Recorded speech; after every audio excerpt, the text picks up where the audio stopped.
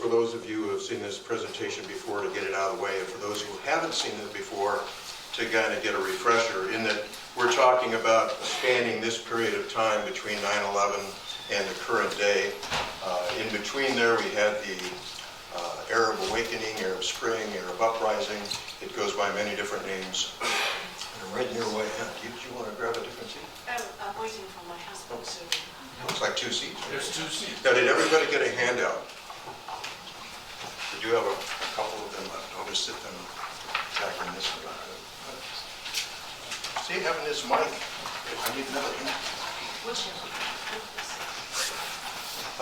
My background is 35 years in government service, and what should have been, I would like to think, is more nobly public service. And all too often I was disappointed in the accountability and actually credible delivery of public service. In my investigative career, I found as many problems with the bad guys as I did with the system that was supposed to be functioning better. For the most part, in CID and in the military, and in the military's criminal justice system, I found that to be credible because there were a lot of checks and balances, and in many ways where we not only expected to be accountable in our jobs, but standards of conduct that we had to abide by at every step. Since leaving the military and thinking I might move to something a little more accountable in state government, state of Washington, I found that I had actually stepped back into the dark ages, and it wasn't quite the same. So it's been an interesting journey, but as far as my expertise, in the 22 years in the military, I was in communications intelligence, Cold War era, and in criminal investigations for 16 years, some of that being fraud, waste, and abuse, or what they call economic crime. Worked a lot with many other federal investigative agencies. For the next 13 years at the state of Washington, I worked for the State Patrol in their identification and fingerprint division, and then went to Department of Licensing, worked as an investigator there, regulatory investigations, and then finished in the Office of Risk Management, tort claims, pre-trial litigation, that sort of thing. So I've kind of run the gamut from an investigative perspective, but my passion, if there is one to be identified first and foremost, it's accountability and integrity in government. And it's just not always as we might like it to be. But this isn't intended to be a rant against any particular administration, because mistakes have been made by every one of them for the past several decades. So we're moving on here. This is, again, spanning this area. Abu Bakr al-Baghdadi, as many of you might recognize, has become as big or bigger a threat than Osama bin Laden ever was. I'm going to try from back here so I'm not blocking views, so you guys can keep watching. So as we go through things today, and this is the title that I chose to use to kind of bring things up to date. When Shimon Peres passed away a few months ago, they talked about one of his more profound quotes, when tomorrow means more than yesterday, and essentially it's a reflection on human instincts towards revenge and retribution, and that just has spanned hundreds, if not thousands of years throughout the world, and certainly most notably in what we call the Middle East. And we'll get into that a little bit later too, since the Middle East is kind of expanded in some general references. Point. So in the meantime, we've got other issues out there besides the global war on terror, and we have a new administration that has many challenges. So one of them that you might consider, but we're not going to address this evening, is Kim Jong-un and the perpetual problem with North Korea, that is the Hermit Kingdom, or however you might want to look at it. That's one of the greatest challenges to virtually all world leaders today. The dilemma for Muslims, as I've come to know them, from the year that I spent in Iraq in 2008 2009, the genuinely moderate, peaceful Muslims, the kind of silent majority, who are very threatened by the radical Muslims of the world, that they have been trying to assert that Islam is a peaceful religion. But at the same time, we see images on TV and elsewhere of beheadings, and we hear the folks shouting that God is great as they're cutting innocent people's heads off. And it just doesn't make any sense. So this is an effort to try and provide a few insights in that regard as to how we might be able to deal with this. And we're definitely not going to solve the problem as far as the war on radicalism or extremism without the help of the Muslim world. And I did have a question yesterday morning, it surprised me, but Islam is the religion, Muslims are the practitioners of the religion. Islam is the religion, Islamist or Islamism is the radical version or the politicized version of the religion, and really bears no resemblance to the true faith as it's interpreted by the peaceful majority of Muslims. Now, folks have pointed out that there's some vile passages in the Quran, and yes, that's true. Just as there are in especially the Old Testament and also in the Torah, and that there were beheadings and a lot of other violence going on in the name of tribalism, in the name of anything that mattered to essentially a grievance, a revenge, a way of getting even, which just seems to be in our DNA, and I don't know when we're going to get it out. And tribalism is not just beyond our shores, but we see it in our own country. And the two biggest tribes that are giving us the most trouble are the Democrats and the Republicans. So I hope I didn't hurt anybody's feelings there. But now where do we go when we're so divided? And what part of the premise of the book that I put together with 24 other contributors is that notion of where do we go from here? How do we come to focus on our commonalities? And how do we overcome this struggle that we're in?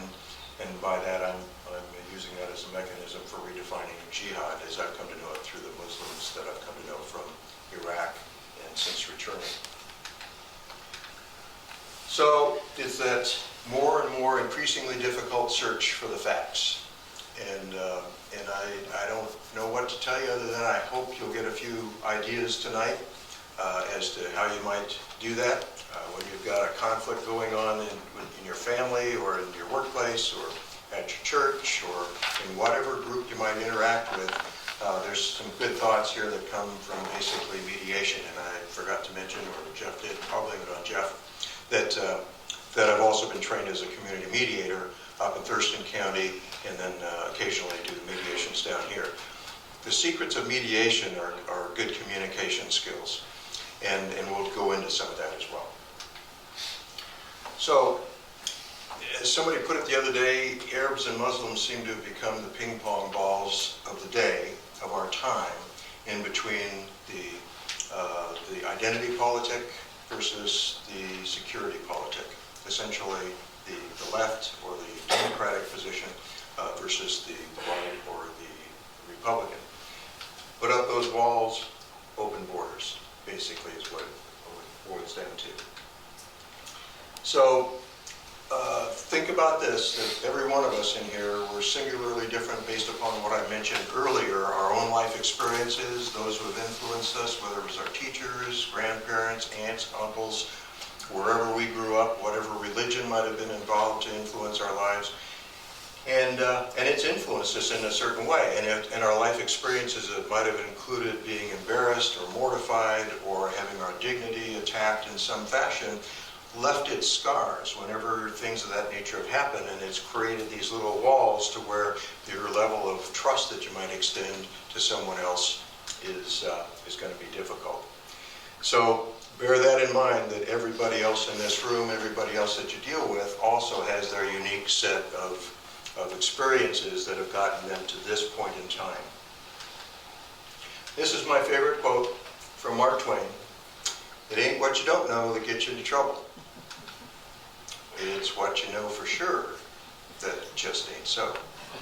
So if your adherence to just one TV station, one cable news network, one of anything, and that's your sole source of information, even if it's the New York Times or the Washington Post, beware, because Mark Twain had another quote. If you don't read the newspaper, you are uninformed. Does anybody know what comes next? If you do read the newspaper, you are misinformed. And again, that goes to this electronic universe now that we're surrounded by, and that our younger generations are looking at sometimes in isolation, sometimes in an opportunity where they'll have dialogue with parents and hopefully make some sense out of all of it. But in the meantime, there's just information coming from all sides, and not all of it's very accurate, and there's usually an agenda behind every bit of it. So, where are you on these continuums of life? This is what I was talking about earlier, and I'm just going to put them all out there for the moment because this is just an example. Anything that you can imagine that would be argued over or is a hot button relative to politics, and particularly for the politicians, enables them to get money from special interests on either side, then this is that continuum. And they try to keep folks here or here so long as they can keep the money flowing into those political coffers. There was a book I read once that really pointed this out when it comes to the millions and billions of dollars from special interest on both sides that go into the coffers of the Democratic Party and the Republican Party. And guess what? They don't want to resolve those issues, because if they do resolve any of those issues, then that money goes away.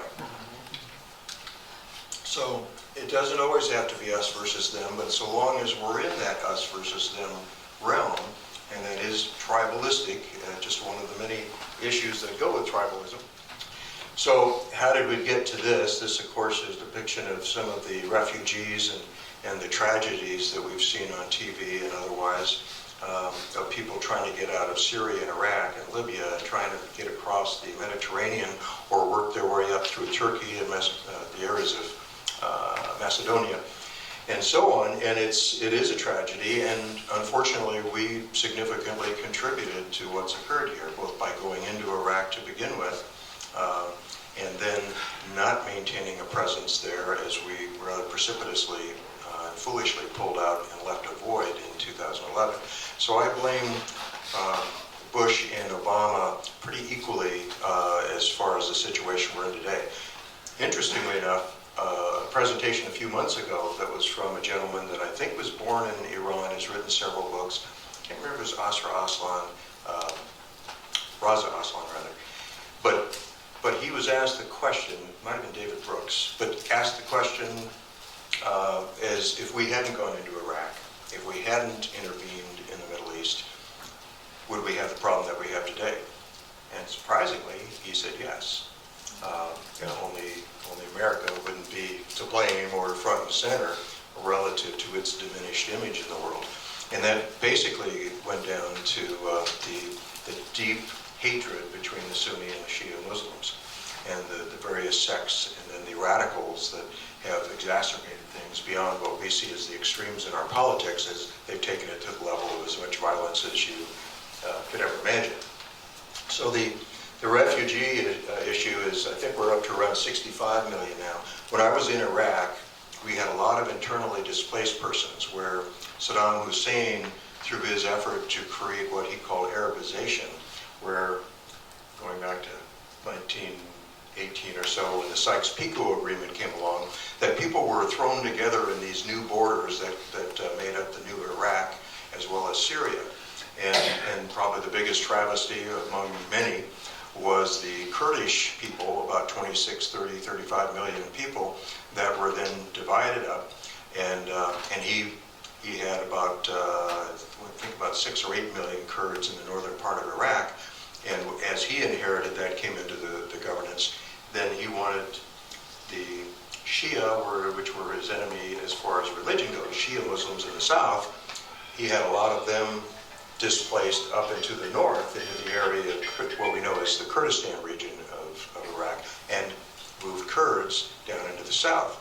And when they were filling out their papers, no matter what their heritage might have been, they were told to reflect that they were an Arab, so their passports and so on. And if they didn't do that, they didn't get whatever it was that they were applying for.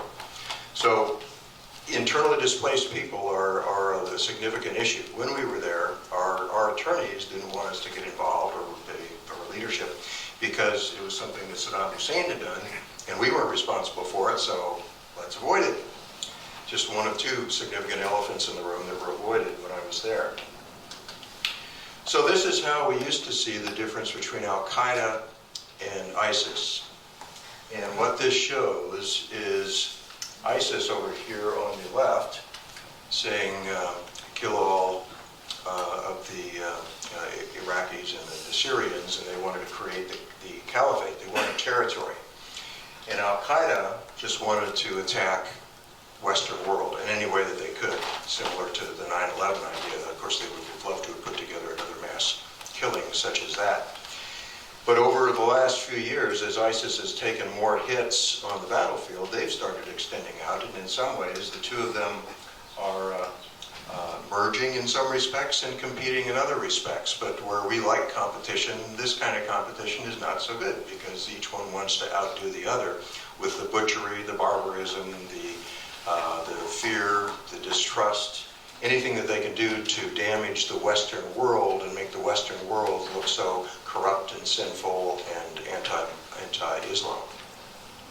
And that's one of the driving forces of why they've grabbed Islam as their ideology and done things in the name of Allah, so that they can convince other Muslims of how evil the West is, and that's because they are non-Muslims or infidels, and we need to do something about that.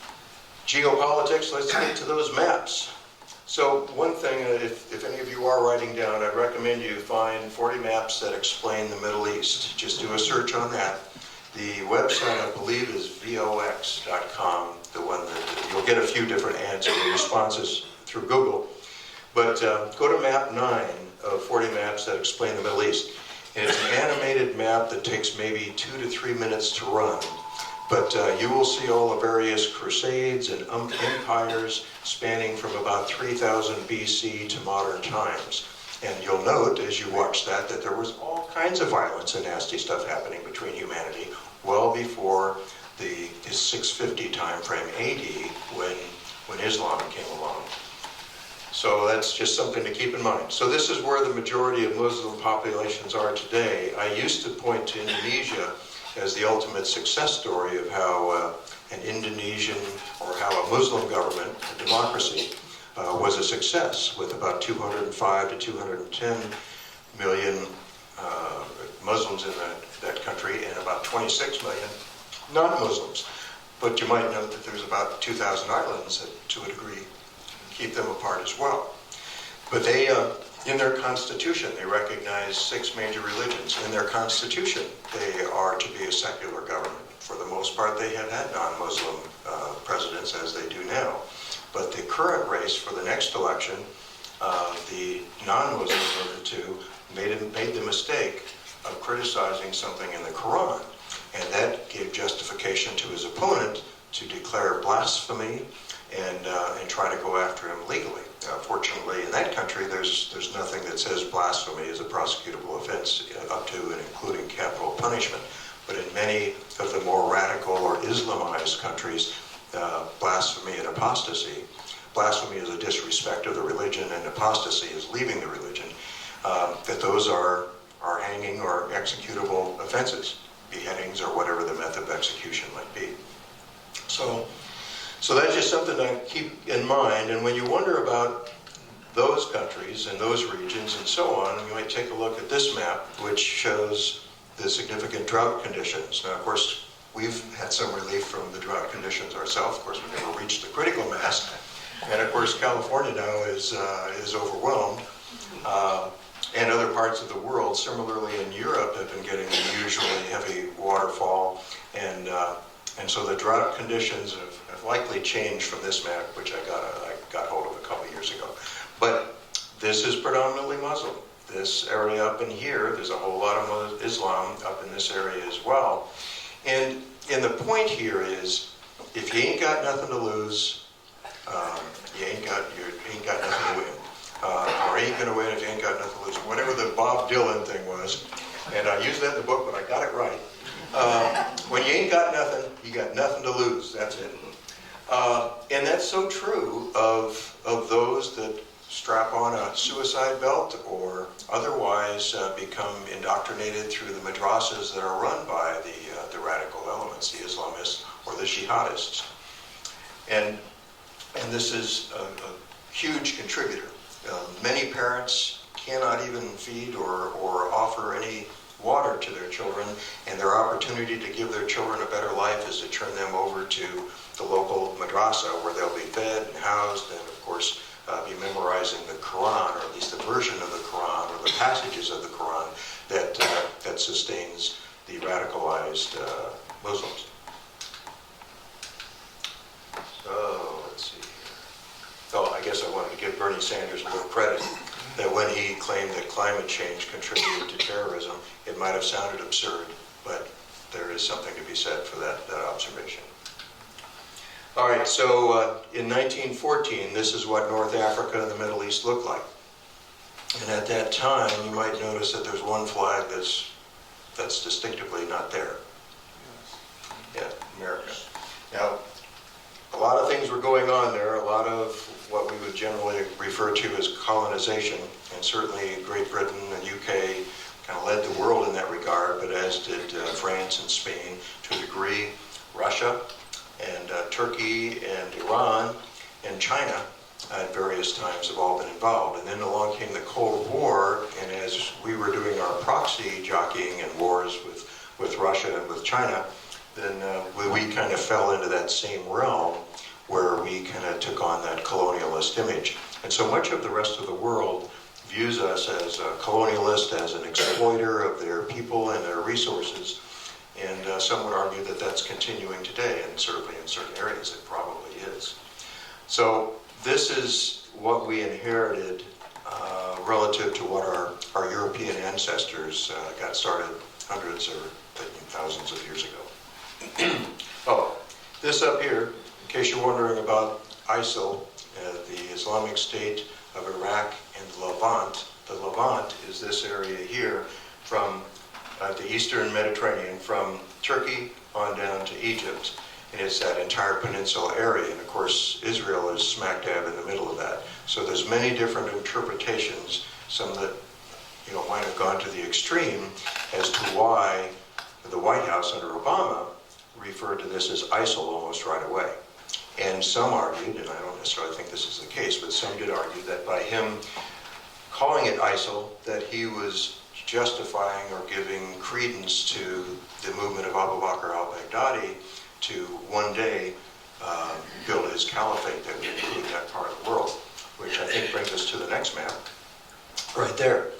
This was and probably still is, although they've suffered so many defeats on the battlefield, that this was the vision of the caliphate that Abu Bakr al-Baghdadi wanted to build. And this goes back historically to times when Muslims had much greater influence in a much larger part of the world. This came from Iraqi news a couple of years ago, and I'm not sure how they got it, but it makes sense as far as some of the things that you see here. And of course, right there is Iraq and Syria. Sham is another word in Arabic for designating that area that represents portions of Syria. And then we got the CIA into the act back in 2005, and I don't know how they did that. I never did become too acquainted with their ways. How about you, Larry? No. Not well. Did they do any polling or? No. So It's fake news. that's right. They might have started it all.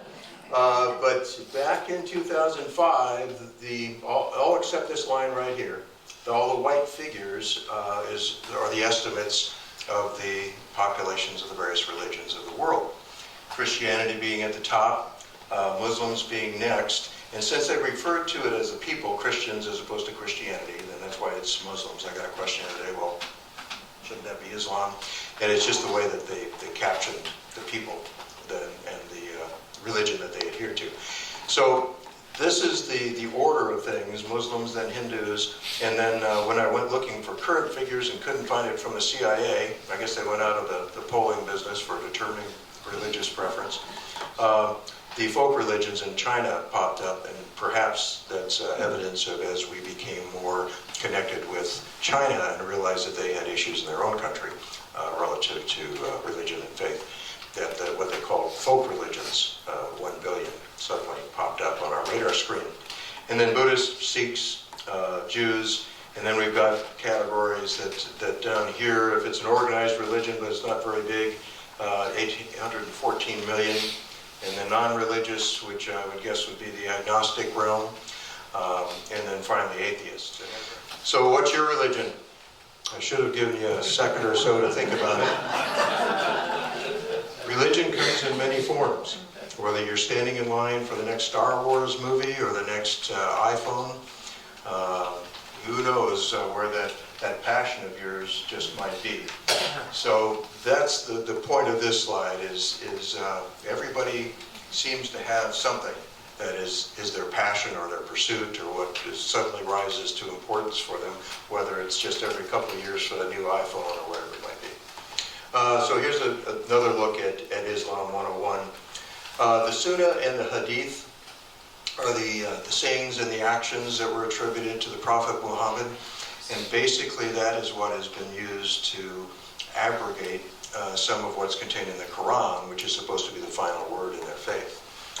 So the divisions in the sects, you might compare them to the Protestants versus the Catholics perhaps, and might even look to Northern Ireland for issues between those folks which still exist today. And then within each, they've got their own fair share of folks that are extremely moderate and peaceful and would turn the other cheek every day, and those that have become radicalized but still claim an adherence to the religion, albeit arguably a false adherence. And in this regard, there's a 2-hour special on the National Geographic Channel a couple of years ago, but I'm sure you can find it online, about the Quran, called Inside the Quran. I was hoping you would give me some easy answers and sort through it pretty well, and it's worth watching. I don't want to pan it, but it just goes into how complex it is to try and gain an understanding of a scripture that was put together after the Prophet Muhammad's death. As it was captioned in my training back in 2008 before I went to Iraq, it was as if the leader at the time, I want to say his name was Bakr too, but it slips my mind right now, but he called for all the notes from all the transcribers and writers that had been around the Prophet Muhammad, who documented what he was allegedly told by the angel in that cave near Mecca. And so it was taking like a bunch of sticky notes and trying to put them in some kind of order, putting them up on the wall, as maybe you've seen at some of these conversation cafes and such, and came up with the Quran ultimately. And so you've got this individual, this king, well, yeah, that's okay, and that's kind of a threat to me, so that's going in the discard pile. And it's how the Quran came to pass where it isn't in any chronological order, it isn't divided in any way that necessarily makes much sense, and that you've got so many contradictions in it from one end to the other. So the one thing you can say about it is that it recognizes the prophets and the most revered of the people of their time, including Jesus Christ and Mary, of the Bible, the Old and New Testament, as well as the Torah. So some would argue that it was an effort to perfect human religion, that maybe we didn't get it quite right under Judaism and the Torah, and so there was a tweaking called the Bible, Old and New Testament. And then the next evolution of this was the Quran. But the point is that there's more in common between the three religions by virtue of their scriptures than there are differences. So, real quick, jihad as it's seen by moderate peaceful Muslims, the greatest jihad, jihad-e-akbar, is to be the best you can be, to resist temptation, to avoid sin, to do the right thing. And having mastered that, but it's a continual struggle, so don't give up or think you've got it made. Jihad-e-kabir is when you start extending those values to your family, to teach your kids, to model it to those that you're surrounded by, but not to impose it, and that is contrary to many of the passages in the Quran. And the jihad-e-asghar is the jihad of last resort, and that's the defensive jihad, and you're only to exercise a physical defense of yourself or others when under threat, and only until that threat is neutralized. So a big difference between that and the jihad that we've come to know and love, courtesy of Osama bin Laden, that amounts to a holy war. So, continuing on, any particular questions on that? Today, jihad generally represents something bad, and jihadists generally is a reference to terrorists, those who would kill innocents. And this is just my pitch again to point to the first official victim of 9/11 and when the Twin Towers came down was chaplain from the New York Fire Department, Michael Judge, highly revered by both the fire department and police departments. And this again is just the positions on the front lines that chaplains put themselves in. They're not just in the military, they're with large police departments, and they're really trying to provide that neutral, humanist support to all of the people that they are surrounded by. And then, in case you didn't know, of the 35 or 36,000 people on the NYPD force, active commissioned officers, we've got Captain Al-Tahiri here, who is one of 1,000 Muslims that are on the force with the New York Police Department. So it takes a lot of courage to step out and put yourself in a position where you're either on the side of law enforcement that many people have turned against, or in the Muslim world, and in really not just the Muslim world, but much of Asia and many other places where Larry and I have been for sure, and some of you other veterans in here, where police are corrupt. They're hardly paid anything, and they are on the take, and you best be prepared to either get a beating or pay something. So many foreign-born folks would look at police, especially when they come here from another country, and they just don't feel that they can necessarily trust the law enforcement. This is one of my favorite quotes also. I don't have this one memorized, but this last line from Pope Francis: "Some of the best people in history did not believe in God, while some of the worst deeds were done in his name." And I admire Pope Francis because he has gone beyond the traditional tenets of Catholicism, and I think is greatly expanding the message that he represents, and he wants to, I think, just spread good around the world. So I like that. And world peace, it's a very tough sell, especially when conflict is more profitable than peace, and especially if it means us Americans having to address issues of politics and religion. We were raised never to discuss those things, or finances, or sex. So we kind of have that impediment again working against us. So some cautious optimism. I want to give you a little bit of good news. Is that former General Sisi, arguably a coup that brought him into power after the Muslim Brotherhood fumbled the ball back after the Arab Spring, the uprising, and Mubarak being ousted. Then about a year and a half of the Muslim Brotherhood running the country, women becoming much more oppressed, going back to the Dark Ages in some respects, and certainly many reasons for the people to think this isn't necessarily what we wanted when we were out there in Tahrir Square. So the good thing about him, despite the fact that he has locked up a number of journalists, he doesn't like journalists to criticize him. Fortunately, Donald Trump is not there yet.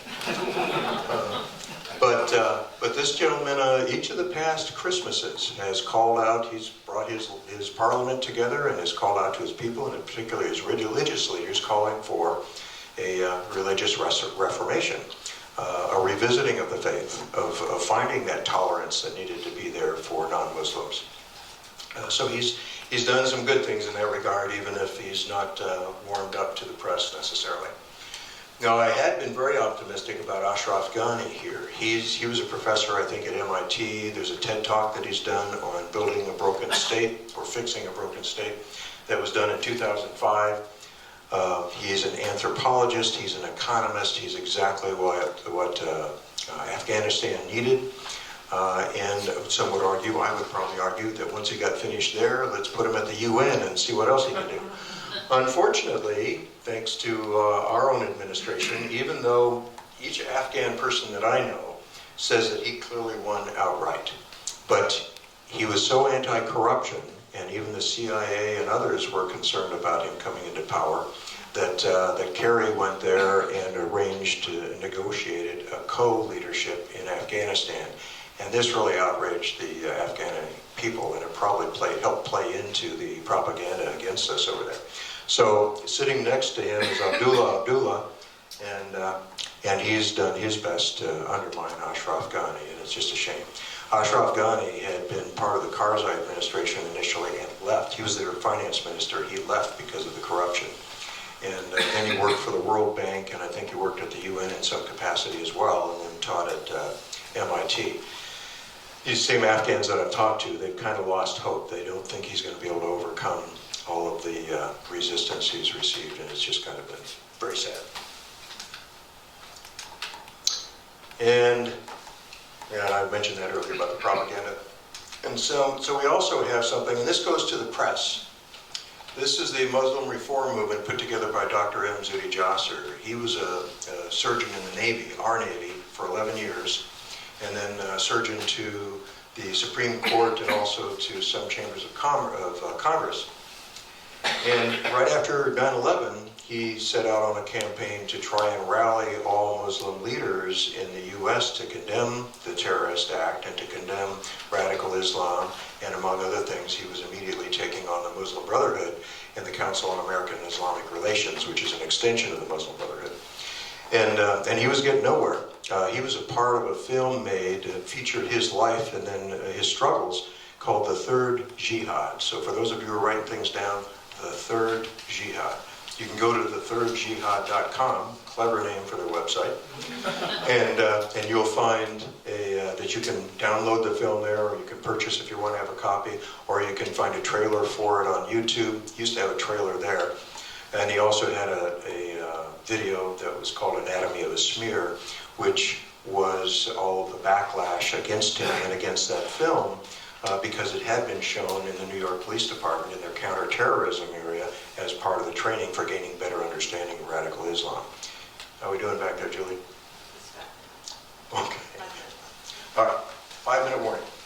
So he brought together what he called the American Islamic Forum for Democracy, which he founded back in 2001 or 2, and the American Islamic Leadership Coalition, which is comprised of many moderate leaders from around the world. He got them together in D.C., not this past December, but the previous December 4th. So December 4th, 2015, he gave notice to the press at the Washington, D.C. Press Club that they were going to announce their proclamation of human rights, which was a restoration of moderate Muslims reaffirming their affinity for the Universal Declaration of Human Rights that was established in the UN in 1948, that the Muslim world had been a part of. But in 2006, they had withdrawn from it, the Organization of Islamic Cooperative, which is 57 countries that are Islamist in their governance, because it didn't allow for Sharia law. And he took issue with that, and the moderate Muslims that I know have no use for Sharia law, other than that as it was originally intended to be a self-guiding set of principles that was never intended to be a form of governance. So they called this press conference, and these are just the highlights of what they hit on, but they each took turns saying who they were and where they were from. And this, by the way, right here, that's R.F. Humayun, who I've referred to a couple of times. And when the video panned back from this, what should have been an extremely important announcement and something to get out to the rest of, especially the Muslim world, but certainly helps with the non-Muslim world, the front rows were empty. And when RF got back, I said, what was that all about? He said, those front rows were reserved for ABC, NBC, CBS, New York Times, Washington Post, LA Times. Nobody showed up from any of those networks despite several days warning. In the back, Fox News was there. CNN, he couldn't recall for sure. And some of the others that commonly are vilified actually were there. Dr. Jasser has appeared fairly regularly on Fox News in the past, as well as Fox Business. Once upon a time, as a few years ago, he appeared on CNN.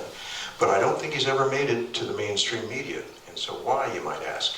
And I think the only guess that I can come up with is that he represents a solution, that he represents a greater understanding of Islam and the peaceful Muslims among us, and that just doesn't fit very well with the media that wants to perpetuate violence, perpetuate victimhood, and continue that news cycle going 100 miles an hour 24/7.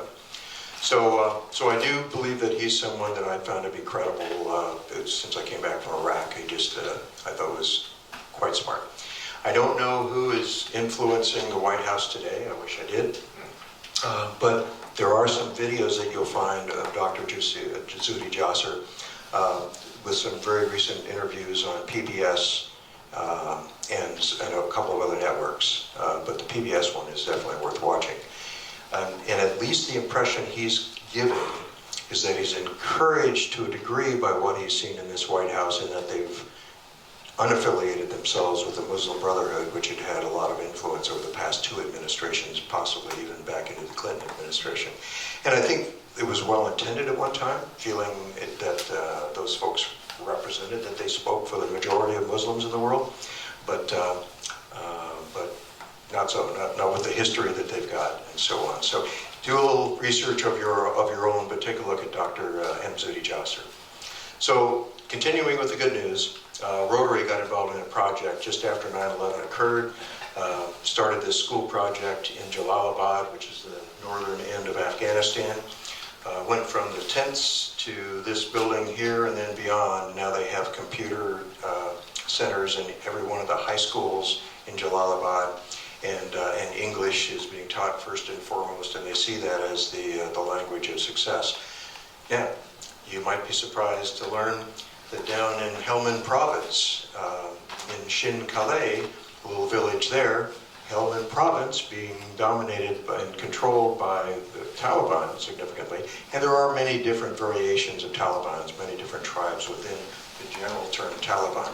But this has been a success story started by Dr. Mohammed Karoti, who lives over in Portland. He's a doctor, and he's from Afghanistan, and he goes back there 2 to 3 times a year to continue on with the building of the school. As you can see, girls are being educated, and many of them are sons or daughters of Taliban from the area.